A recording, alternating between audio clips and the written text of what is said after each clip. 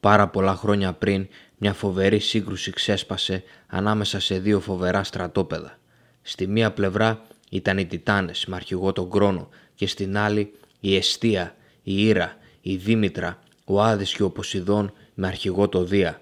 Οι 6 Ολύμπιοι κατόρθωσαν μετά από 10 χρόνια να νικήσουν τους Τιτάνες και πλέον ο Δίας κυβερνούσε την Ελλάδα από την κορυφή του Ολύμπου. Ωστόσο, σε αυτή τη φοβερή σύγκρουση, η οποία είναι γνωστή ως Τιτανομαχία, μια άλλη θεότητα είχε βοηθήσει το Δία. Η θεότητα αυτή λεγόταν Μύτης και ήταν κόρη του Τιτάνα Ωκεανού. Η Μύτης είχε δώσει στο Δία ένα φίλτρο για να το δώσει στον Κρόνο και αφού εκείνος το ήπιε, έβγαλε και τα 5 αδέρφια του Διός από το στομάχι του. Ο Δίας δεν θα μπορούσε να ελευθερώσει τα αδέρφια του αν δεν τον είχε βοηθήσει η Μύτης, αλλά το να της έλεγε ένα απλό ευχαριστώ για τη βοήθειά της δεν αρκούσε κατά τη δική του γνώμη. Έτσι λοιπόν ο Δίας ήθελε να την κάνει σύζυγό του και να κυβερνήσουν μαζί. Η Μύτης ωστόσο δεν συμμεριζόταν την ίδια άποψη, αλλά η επιμονή του βασιλιά του Ολύμπου την έφερε τελικά στο πλευρό του. Ο Δίας ήταν απόλυτα ευχαριστημένος με αυτή την εξέλιξη, αλλά ένας τρομερός χρησμός θα ερχόταν να του χαλάσει την ησυχία του.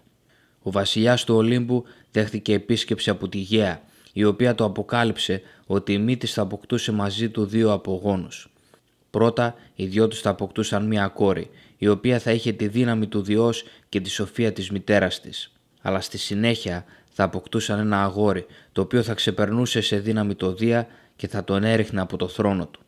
Ακούγοντας αυτά, ο Δίας έφερε στο νου του το δικό του πατέρα, τον Κρόνο, και τον παππού του, τον Ουρανό, καθώς και οι δύο είχαν χάσει την εξουσία από τους γιους τους και δεν ήθελε να έχει και αυτός την ίδια μοίρα.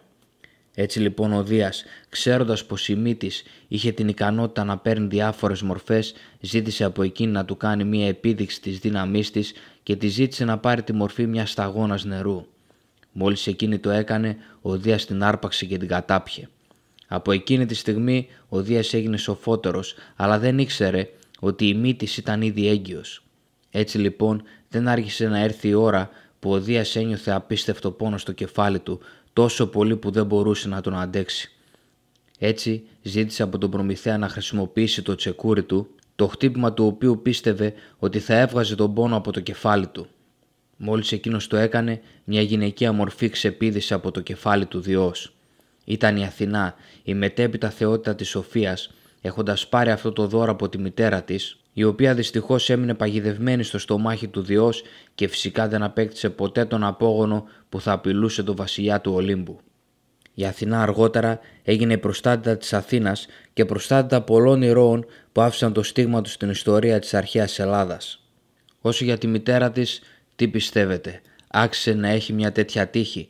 Γράψτε μου τη γνώμη σας κάτω στα σχόλια, κάντε ένα like σε αυτό το βίντεο αν σας άρεσε και κοινοποιήστε το, εγγραφείτε στο κανάλι αν δεν το έχετε κάνει ήδη.